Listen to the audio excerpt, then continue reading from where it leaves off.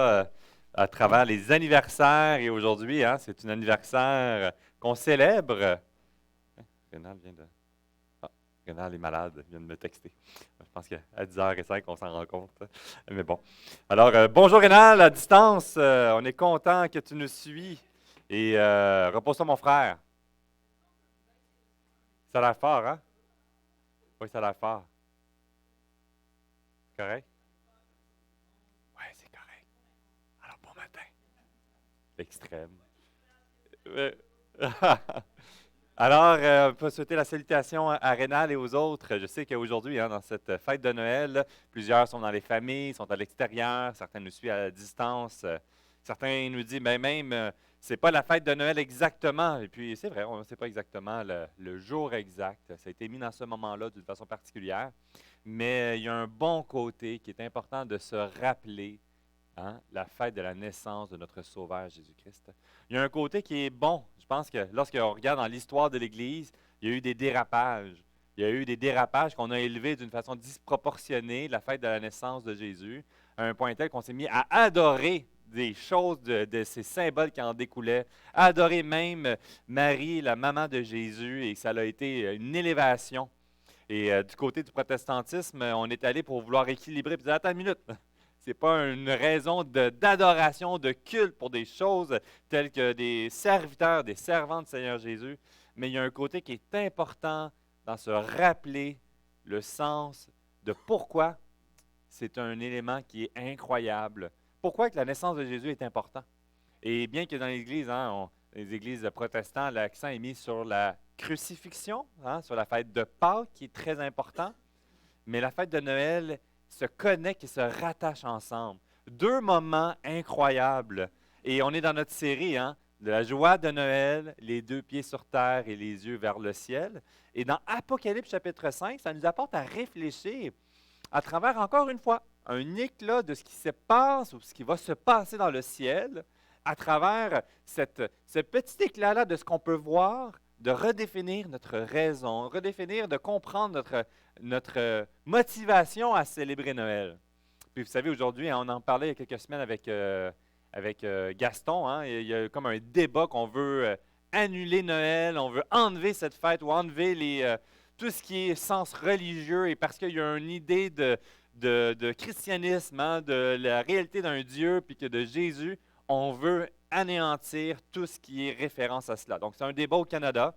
Alors, pour ceux qui venaient d'arriver, hein, il se passe des belles choses, mais des moins belles choses aussi. Puis, l'une des mauvaises choses, c'est au niveau politique d'enlever tout ce qui est fête religieuse, tout enlever tout ce qui est le mot, hein, de Jésus. Même dans les magasins, hein, si vous allez dans un magasin présentement, est-ce qu'on va vous souhaiter Joyeux Noël? C'est interdit. Ils n'ont pas le droit. Ils vont se faire chicaner s'ils disent Joyeux Noël. Il faut dire Joyeuse fête, hein, parce que c'est les fêtes de l'amour. Hein.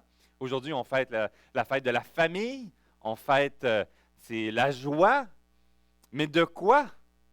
Et la réalité de la fête de Noël, puisqu'on découvre dans Apocalypse 5, puisqu'on découvre dans l'ensemble des Écritures, c'est que bien que tout ce qu'on entend, hein, les histoires dans la télévision, c'est, hein, des fins heureuses, c'est des belles histoires, hein, on veut entendre de quoi qui va faire du bien à notre cœur, mais la réalité de la fête de Noël est un mélange de tristesse et de joie. Passer à travers la fête de Noël sans comprendre la réalité de tristesse, on passe à côté. Il n'y a pas de joie sans tristesse, premièrement. C'est la réalité qu'on découvre dans l'Apocalypse 5, c'est la réalité qu'on découvre lorsqu'on va regarder à nouveau la raison de pourquoi et de comment que Dieu a accompli sa volonté en venant sur la terre. On va commencer à lire petite section par petite section, on va survoler rapidement, mais si tu peux juste, Léo, es-tu plus là? Es-tu là, Léo? Ah, Tim, il faut cliquer sur le PowerPoint pour que je puisse utiliser. Ah, génial. Merci. Alors, dans le thème qui ressort ici, la réalité de ce que Dieu a accompli. Hein, on a vu plusieurs thèmes qui ressortaient dans les dernières. Le fameux je suis, je sais, je peux. Et là, j'ai vaincu. J'ai vaincu, puis dès la naissance de Jésus, on célèbre l'accomplissement de la victoire de Dieu. La Pâque célèbre un point culminant essentiel, mais on va découvrir que dès cette naissance, il y a quelque chose d'incroyable qui se produit à travers la victoire de Dieu, de Jésus. On va lire ensemble dans le premier point qu'il y a une réalité de joie et la joie ultime se passe présentement dans le ciel. Et on va vivre un summum incroyable à venir, mais déjà là, il y a de la joie. Il y a quelque chose de magnifique. Et dans les premiers versets, il y a déjà des petits reflets. Puis à chaque fois qu'on lit dans l'Apocalypse, on découvre une grandeur. Et dans les premiers versets du chapitre 5, il nous dit, « Puis je vis dans la main droite de celui qui était assis sur le trône un livre écrit au-dedans et en dehors, scellé de 7 sceaux. Et je vis un ange puissant qui criait d'une voix forte, « Qui est digne d'ouvrir le livre et d'en rompre les sceaux? » Et personne dans le ciel, ni sur la terre, ni sous la terre, ne put ouvrir le livre ni le regarder.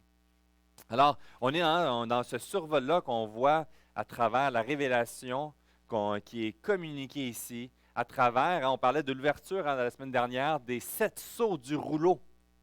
Et après ça, il y a toujours les 7 églises, il y a le livre avec les 7 sceaux, il y a les 7 trompettes, et là, ça continue, mais ici, on découvre, la semaine dernière, on découvrait la pause entre le 6e et le 7e sceau, et là, ici, on découvre ce rouleau, et qui n'est pas ouvert encore. Et ce qu'on découvre, c'est que c'est dans la présence de Dieu, et que le rouleau, dans le trône, il est là, et qui peut l'ouvrir? Personne.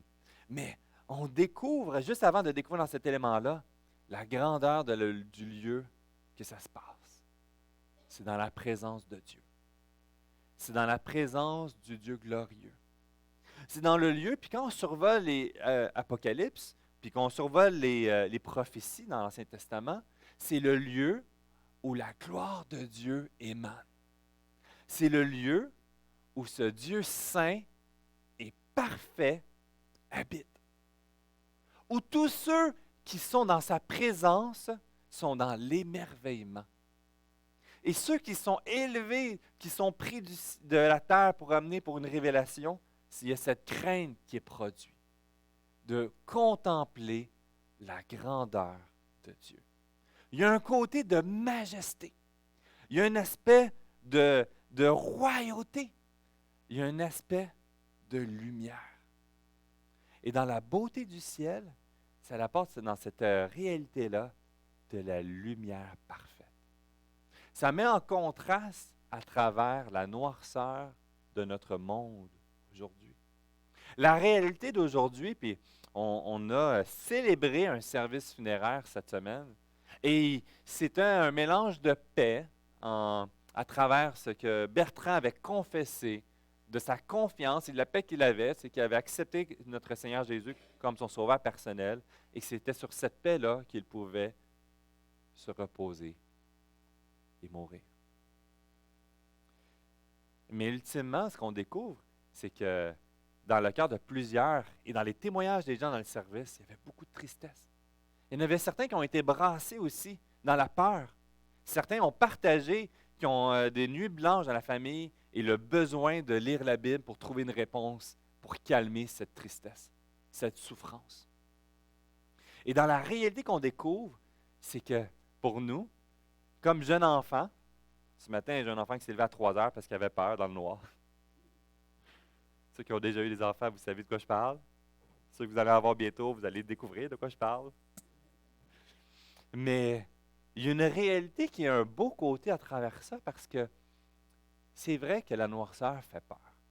C'est vrai que dans le noir, il y a un côté insécurisant. Puis j'ai beaucoup aimé un auteur, R.C. Sproul, qui dit justement dans une histoire avec ses petits-enfants, c'est normal d'avoir peur parce que tu as été créé pour vivre dans la lumière. Et à cause du péché, nous sommes loin de la lumière. On est loin de la lumière de cette beauté dans le ciel. Dans Ésaïe, chapitre 9, on l'a lu tantôt, excellent, on ne s'est pas arrangé avec les gars des vues. Dans les premiers versets, il nous dit, « Le peuple qui marchait dans les ténèbres voit une grande lumière. Sur ceux qui habitaient le pays de l'ombre de la mort, une lumière resplendit. Tu rends le peuple nombreux, tu lui accordes de grandes joies, Il se réjouit devant toi, comme on se réjouit à la moisson, comme on pousse des cris d'allégresse au partage du butin.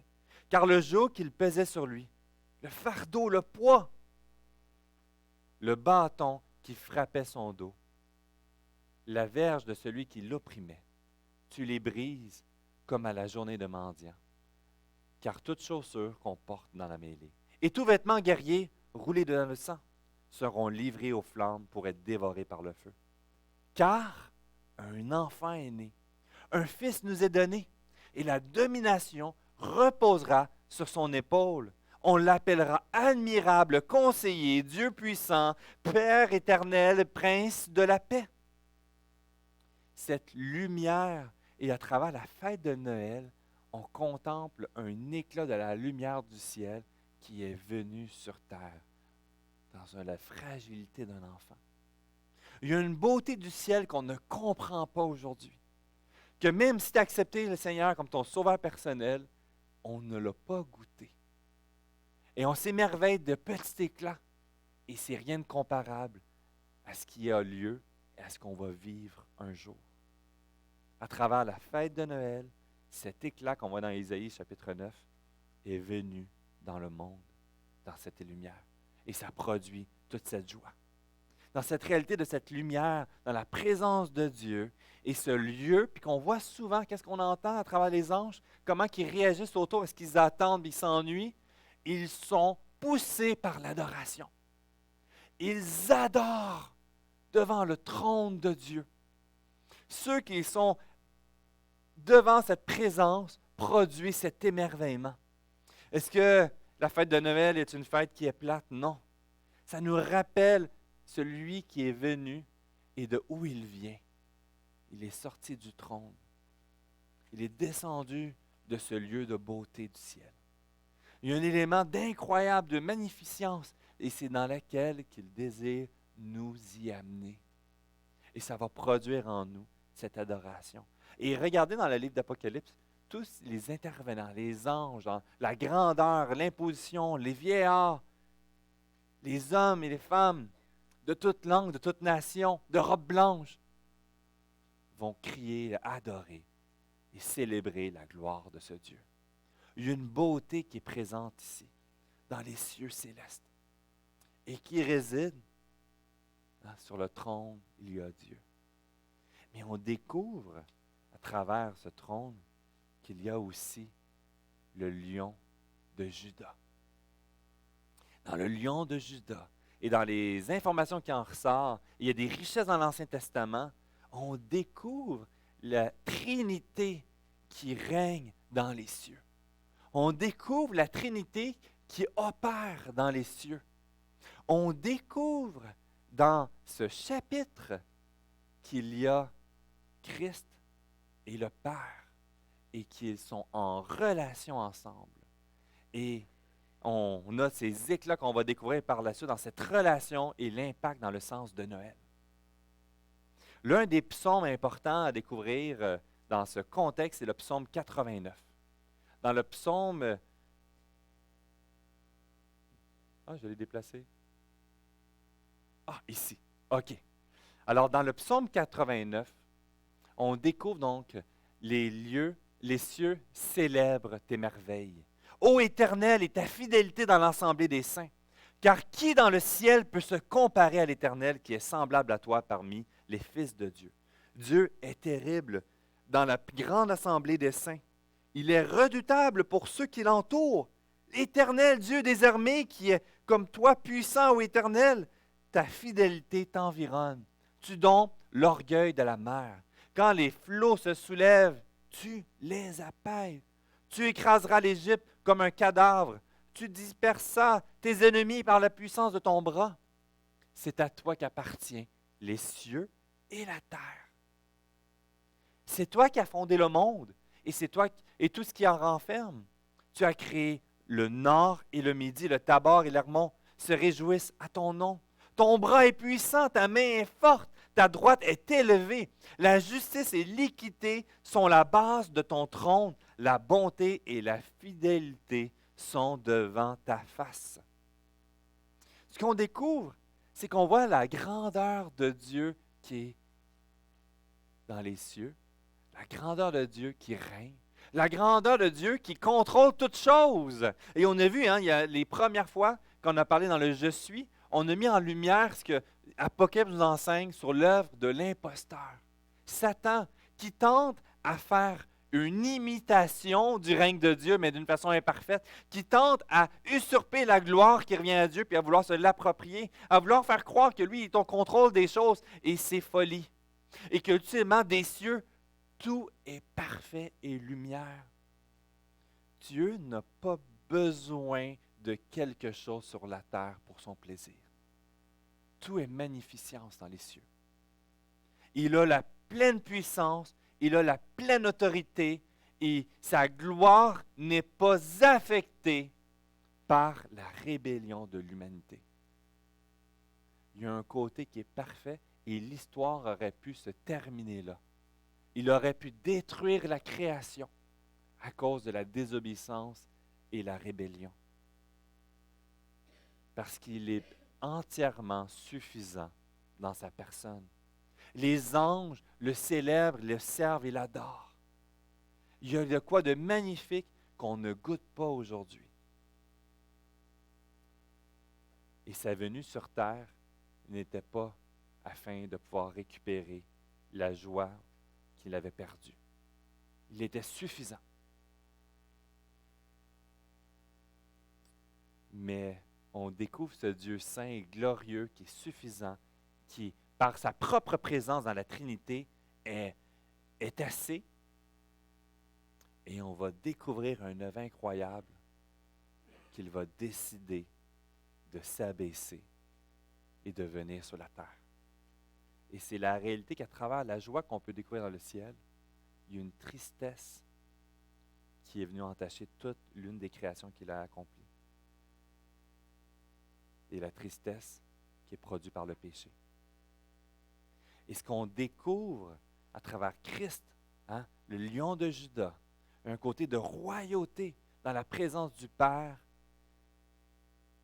a décidé de réagir. Le Père, le Fils et le Saint-Esprit ont établi qu'il était bon et ont pris plaisir à venir secourir ces brebis perdues sur la terre. Pas parce qu'il avait besoin. Et on découvre ici un genre de contradiction, parce que dans le chapitre 5, il va parler de Jésus avec deux termes contradictoires. Le lion de Juda, mais aussi l'agneau. L'agneau immolé. On voit dans cette réalité, dans les versets 4 qui continuent, dans la prise de conscience de ce rouleau qui ne peut être ouvert, les versets 4, « Et je pleurais beaucoup de ce que personne ne fut trouvé digne d'ouvrir le livre ni de le regarder. Et l'un des vieillards me dit, « Ne pleure point. Voici le lion de la tribu de Juda, le rejeton de David, a vaincu pour ouvrir le livre et ses 7 sceaux. Et je vis au milieu du trône et des 4 êtres vivants, et au milieu des vieillards, un agneau qui était là comme immolé. Il avait 7 cornes, 7 yeux. Ils sont les 7 esprits de Dieu envoyés par toute la terre. Et il vit et prit le livre de la main droite de celui qui était assis sur le trône. Et quand il prit le livre et que les 4 êtres vivants, les 24 vieillards se prosternèrent devant l'agneau, pour rendre gloire à Jésus, tenant chacun une harpe et des coupes d'or remplies de parfums, qui sont les prières des saints. Et on découvre dans cette réalité de la tristesse qui est dans le début, parce qu'il y a un silence qui règne dans les cieux, sur la terre et sous la terre, partout. Personne n'est digne d'ouvrir un rouleau. Un rouleau qui est essentiel, un rouleau qui est important. Qu'est-ce que ce livre? Eh bien, ce rouleau qu'on découvre et qu'on apprend dans Ézéchiel, chapitre 2, versets 9 à 10, qui nous dit, « Je regardais, voici une main était étendue vers moi, et elle tenait un livre en rouleau. Il le déploya devant moi, et il était écrit en dedans et en dehors, des lamentations, des plaintes et des gémissements gémissement, il était écrit. Hein? Cette réalité de ce rouleau avec 7 sceaux apposés et il était interdit d'ouvrir l'ouverture des sceaux qui était scellée. Et ce qui est intéressant, c'est qu'il y a la réalité dans dedans et dans dehors. Et pourquoi? Hein? Certains disent, bon, ben, hein, à l'époque, ça coûtait tellement cher qu'une page de rouleau était, t'essayais de le remplir au maximum. Mais le sens ici qu'on découvre, ce qu'il est en train de dire, c'est que tout ce qui a besoin d'être connu, tout ce qui a besoin d'être accompli est là. Il y a un côté de complet. Il y a un côté que tout ce qui doit être fait est transmis et mis à l'intérieur. Et ce qu'on découvre, hein? Les lamentations, les plaintes et les gémissements y étaient écrits. Toute la souffrance de chacun d'entre nous que nous subissons jour après jour, les injustices, les conséquences du péché. Tout est connu devant Dieu. Dieu nous a dit aussi, il a été écrit, que tout a été écrit, connu et mis sur le rouleau. Et dans cette réalité, ça met en lumière la gravité du péché. Ça met en lumière notre incapacité de venir dans ce lieu de lumière. Noël est donc une occasion de tristesse parce qu'on ne peut pas venir dans la présence de Dieu. C'est la prise de conscience que nous ne pourrons jamais venir dans ce lieu par nous-mêmes. C'est la prise de conscience que sans le secours de Dieu, personne ne mérite l'ouverture de ce rouleau. L'ouverture de ce rouleau, qui est appelé aussi, comme on pourrait dire, le titre de propriété de la création. Reprendre ce rouleau et l'ouvrir, c'est comme aller passer chez le notaire. Je ne sais pas si vous avez déjà acheté une maison, une propriété. Hein, des fois, c'est la folie de sprint que tu as 1000 étapes à faire. Puis je me souviens, on était rendu à un moment donné pour aller à Montréal et on descendait, on quittait la couronne nord de Montréal pour aller servir à Montréal dans l'ouest de l'île. Et là, on passe chez le notaire. Et là, il faut signer pour les délais. Puis là, tu ne peux pas attendre parce que là, tu peux perdre. Puis là, c'est compliqué, les négociations. Puis on réalise qu'on a oublié de se faire signer, on a oublié une assurance, on a oublié un truc. Puis là, dans le stationnement, puis il nous dit, mais regardez, vous avez 45 minutes, sinon on cancelle la rencontre. Là. Puis c'est tellement la folie, c'est dur de trouver de quoi. C'est la seule maison qu'on avait trouvée dans notre budget à Montréal.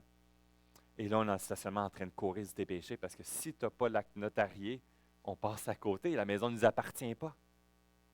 Et cette réalité ici de ce rouleau, d'une autorité, d'un pouvoir qui va s'exercer, puis on va découvrir ce que ça va produire, ce rouleau-là. Mais la conséquence du péché, c'est que personne n'est digne de venir dans le trône de Dieu et de prendre ce rouleau. Le silence de tous, la réalité que tout le monde est sous silence lorsqu'il est offert, c'est le silence qu'aujourd'hui on peut dire ce qu'on veut. On attend l'arrogance, on attend le mépris, on attend les reproches. Tu perds ta vie à venir à l'Église. Pourquoi croire en Dieu? C'est des balivernes. Moi, je vis aujourd'hui selon les désirs de mon cœur et j'accomplis tout ce que je veux. Mais tous, une fois exposés à la présence de Dieu, seront mis sous silence. C'est lui qui règne. Sa gloire est magnifique, mais il y a un côté aussi que ça produit de la peur. Parce que ça révèle les côtés sombres du péché dans nos vies. On ne le mérite pas. On n'y accède pas. Et qu'est-ce qu'on découvre? C'est qui va venir agir? On parlait du lion de David, hein, de Juda. Mais là, c'est l'agneau. Le terme d'agneau, on parle de l'agnet. Le petit agneau domestique. Vous savez, c'est quoi la référence utilisée ici? C'est l'agneau utilisé pour la Pâque juive. C'est incroyable. C'est l'agneau qui était utilisé pour la Pâque juive. Et dans la Pâque juive, qu'est-ce qu'on faisait? On prenait un agneau domestique, on l'amenait vivre dans la famille pendant 4 jours avant le sacrifice. Imaginez les enfants, la fête qui avait lieu. Imaginez, on s'attachait à l'animal. Mes enfants me parlent encore de nos lapins qu'on a eus cet été, puis qu'ils sont morts, puis il y en a un qu'on a donné, on n'a plus. Puis là, ils sont dans la nostalgie, puis qu'ils disent, ah, on aimerait ça le revoir, mais c'est terminé. Les enfants sont... Il y en a deux enterrés dans le fond de la cour. Puis il y a une tristesse, on s'est attaché. Ça fait 6 mois. Imaginez les enfants qui vont voir le petit agneau. Je ne sais pas, c'est peut-être une logistique. Je ne voudrais pas avoir un animal comme ça chez nous. Là, imaginez ça, là, les cacas ou quoi que ce soit, là, ça reste de voir. Mais il doit y avoir une façon de faire. Ça devait être une façon particulière. Puis j'imagine, peut-être c'est l'homme en moi 2023, le futurement 2024, mais on s'attache aux animaux, les animaux de compagnie. Et pendant 4 jours, il vit avec la famille pour être sacrifié à cause de nos péchés. Et le lion qui règne dans sa royauté de Juda, c'est pas lui qui ramasse le rouleau, c'est l'agnet. 2 titres qui parlent de Jésus. Jésus, dans sa royauté, est venu descendre et il s'est humilié. Il a quitté ce lieu incroyable où c'était la gloire qui lui revenait.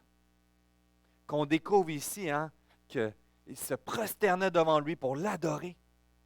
Et il est venu sur terre sous forme de l'agneau domestique, le petit agneau. Dès les débuts de l'Église primitive, on voit la richesse de la compréhension de ce que ça représentait, puis il faut s'émerveiller encore. On voit Augustin, à l'an 184, qui nous dit « Le Créateur de l'homme a été fait homme, afin que le souverain des étoiles puisse se nourrir des mamelles de sa mère, afin que le pain ait faim, que la fontaine qui nourrit ait soif, que la lumière sommeille, que le chemin soit fatigué du voyage, afin que la vérité soit accusée du faux témoignage, que l'enseignant soit battu de verge, le fondement soit suspendu sur le bois, afin que la force soit rendue faible, que celui qui guérit puisse être blessé, que la vie puisse mourir. » Ça résume tellement bien ce qui vient de se passer à ce moment-là. Ça résume tellement bien la raison de pourquoi Jésus s'est abaissé, il s'est fait chair, il est venu sur la terre. Il est le lion et il est l'agneau immolé. Le chant qu'on chante, le lion et l'agneau, représente tellement cette richesse. Puis il y a un désir, et il y avait dans le plan de Dieu, et dans cette humiliation, il a été orchestré avec le Père et le Fils. Et il a pris plaisir en sachant que lui seul pouvait intervenir. Et on découvre la royauté. On découvre Jésus. Et on découvre Jésus qui s'est humilié, qui s'est abaissé sous forme de l'agneau, qui a vécu ce ministère dans lequel on s'élève en arrière, qu'il est bel et bien venu, qu'il est venu faire cette vie, qu'il est venu mourir à la croix et qu'il est retourné à son trône. Et dans l'Apocalypse, on découvre dans cette transition. Et dans cette transition, ça nous fait donc passer de la tristesse à la joie. Noël est une réalité de tristesse et Noël est une réalité de joie. L'élévation de l'agneau qui est le lion de Juda.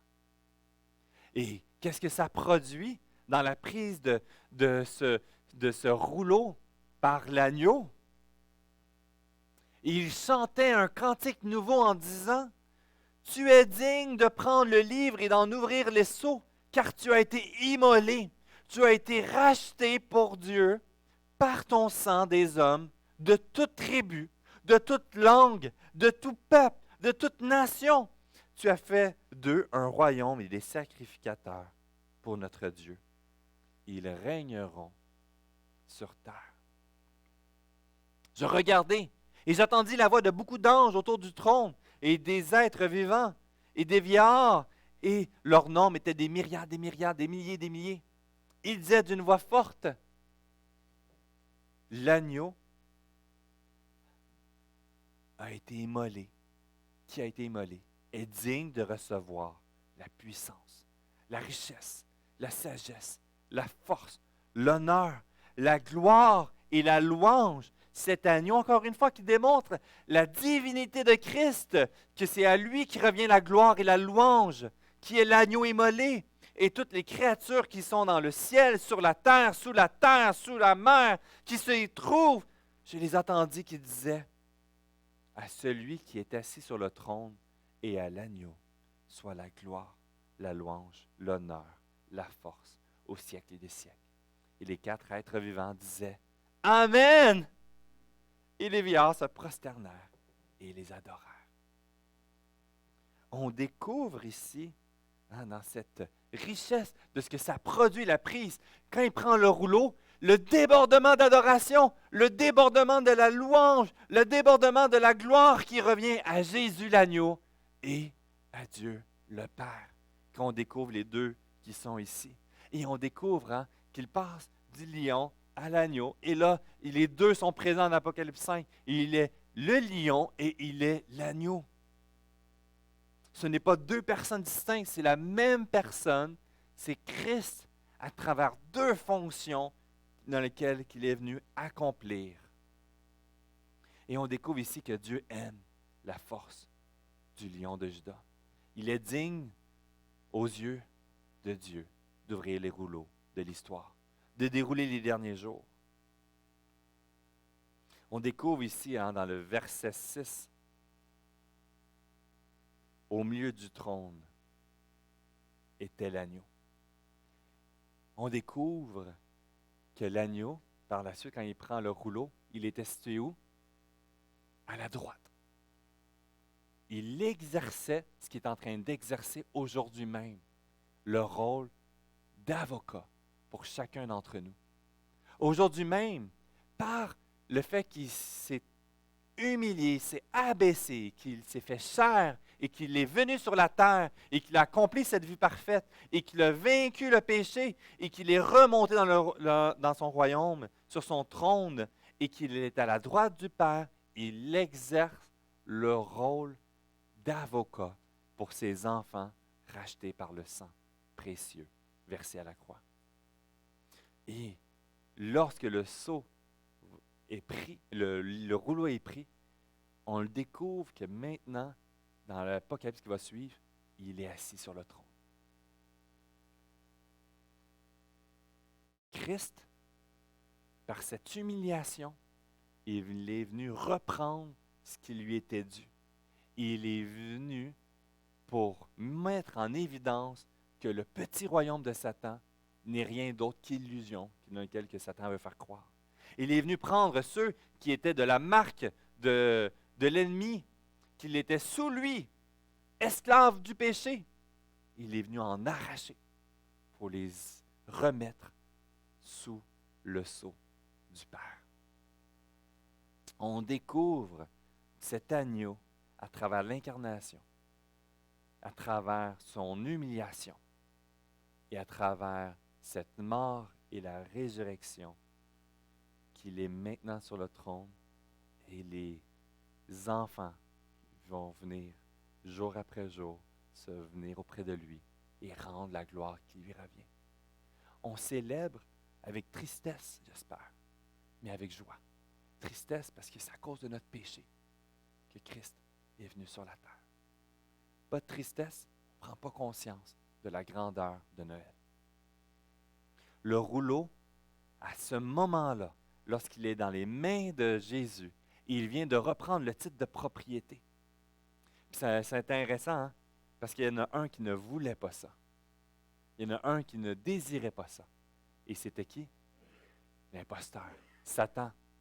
On découvre dans Matthieu 4,8 qu'il va lui offrir tout ce qu'il voit s'il se prosterne devant lui. L'imposteur tente à ce moment-là de contrecarrer le plan de Dieu. Il tente de s'approprier le rouleau en quelque sorte. Il veut que la gloire lui revienne à lui et empêcher Dieu de prendre possession de ce qui lui appartient déjà. Et Jésus va lui dire, retire-toi, car tu es écrit, tu vas adorer seulement le Seigneur ton Dieu. et tu le serviras lui seul. Lui seul. Et le diable le laissa. Et les anges vinrent auprès de lui et le servaient. À ce moment-là, Satan avait échoué. Il n'avait pas réussi à s'approprier quelque chose qui ne lui appartenait pas. Il a offert quelque chose qui n'avait pas autorité. Mais si Jésus se prosternait, il prenait contrôle d'une gloire qu'il ne méritait pas. Le rouleau, à ce moment-là, va s'ouvrir. À ce moment-là, à travers l'œuvre de Jésus, le rouleau s'ouvre. Et qu'est-ce qu'on démontre? C'est l'exercice du plan de jugement de Dieu. Le jugement de Dieu va s'exercer. Toutes les lamentations, les souffrances. Puis tu dis, Seigneur, pourquoi tu permets que je souffre encore de la sorte? Dieu le sait. C'est écrit. Et son jugement parfait va s'exercer sur toutes les sphères de la création. Et tous rendront des comptes devant Dieu. À travers l'ouverture du rouleau, on découvre l'exercice du jugement de Dieu et le plan de rédemption de Dieu. Le plan de son salut qu'il avait choisi, établi. Thomas Goldwyn nous dit ici, le ciel et la terre se sont rencontrés et se sont embrassés, à savoir Dieu et l'homme à travers la naissance de Jésus. Et c'était le seul moyen, car Dieu seul était digne et pouvait le faire. Il y a une réalité, ce que ça produit, c'est la louange et la célébration, la joie. Noël, c'est important de se rappeler pourquoi on le célèbre. Noël est une occasion qu'on prend année après année pour s'en remettre à Dieu, de remettre la gloire qui lui revient, de lui faire confiance. Qu'à travers des moments de tristesse, de découragement, de noirceur, de solitude, il le sait. Il comprend ce que tu vis. Il n'a pas oublié aucun de ses enfants. Il a un temps qu'il a établi où est-ce qu'il va prendre le rouleau et il va l'ouvrir. Et ce n'est pas encore, mais ça s'en vient bientôt. Très bientôt. Mais il a déjà tout accompli. On a l'assurance qu'il va le prendre et l'ouvrir. Et quand on célèbre Noël, quand on célèbre Pâques, on se rappelle cette œuvre qu'il a accomplie, qui est notre assurance, qu'il a tout fait pour mériter l'ouverture de ce rouleau et reprendre et de juger sa création et d'exercer son salut. Et qu'est-ce que ça produit donc pour nous dans nos vies à nous? Dans cette réalité avec ce rouleau qui va s'ouvrir? Tout a été accompli par Dieu. Dans Hébreux 4, 10, 11 nous dit, « Car celui qui entre dans le repos de Dieu se repose de ses œuvres, comme Dieu s'est reposé des siennes. Efforçons-nous donc d'entrer dans ce repos, afin que personne ne tombe en donnant le même exemple de désobéissance. » À travers Dieu, on a le repos que, est-ce que j'en ai fait assez? Si Dieu vient me chercher demain, est-ce que je le mérite? Non. Mais à travers la fête de Noël, puis j'aime le côté de nous arrêter dans nos rythmes de vie de fou. Puis des fois, je pose des fois des questions. Est-ce que vous prenez des temps en famille? Est-ce que c'est important de s'arrêter? C'est important de s'arrêter et de se reposer en Christ et de célébrer tout ce qu'il a été accompli. Dieu nous a instruits à ce niveau-là. Et l'occasion de Noël est une occasion de réduire la vitesse et de célébrer qui il est, de célébrer ce qu'il a fait, de célébrer notre identité en lui et que notre repos, on va le goûter pleinement dans sa présence. Je trouve ça intéressant. On a vu Augustin des années un peu avant 200. Et là, si on fait un saut des années 1600, un puritain, William Geddes, il nous dit, « Voici l'alliance de la grâce qui procure à mon âme un tel réconfort. Il y a un accord si gracieux entre le Père et le Fils, entre le Fils et la race d'Adam, qui doit se repentir et chercher sa grâce. Le Fils parlant ici au Père, je prendrai sur moi la rançon pour que les élus puissent vivre. Mon Fils, si tu acceptes d'agir ainsi, ils seront sauvés de l'enfer et du malheur. Le Père dit au pauvre homme, si par la foi qui sauve tu crois en mon Fils, je te donnerai ma paix. L'amour éternel t'environnera de toutes parts. Et on a l'assurance qu'aujourd'hui, il a vaincu. On a cette paix. On peut venir dans sa présence. À travers des moments encore de noirceur, je me rappelle que c'est normal parce que je suis créé pour vivre dans la lumière et qu'à travers Jésus, c'est cette assurance que je vais vivre parfaitement dans la lumière. Et je vais me reposer et le louer dans cette lumière pour l'éternité. Prenons cette fête de Noël, célébrons en famille. Donnons des cadeaux pour les gens, soyons généreux et enseignons le pourquoi. Parce que le plus beau cadeau que nous avons reçu, c'est l'Évangile. C'est ce que Dieu a fait pour nous. C'est le cadeau immérité. Il y a des beaux symboles qu'il peut avoir. Faisons attention de ne pas tomber dans l'oubli de l'émerveillement et de l'instruction à la prochaine génération et de s'arrêter sur ces symboles sans signification. Prenons ce temps et on finit un peu plus tôt parce que on veut célébrer ensemble. On veut retourner à la maison et rouvrir les Écritures. Prier ensemble dans les familles, dans les maisons, dans vos foyers.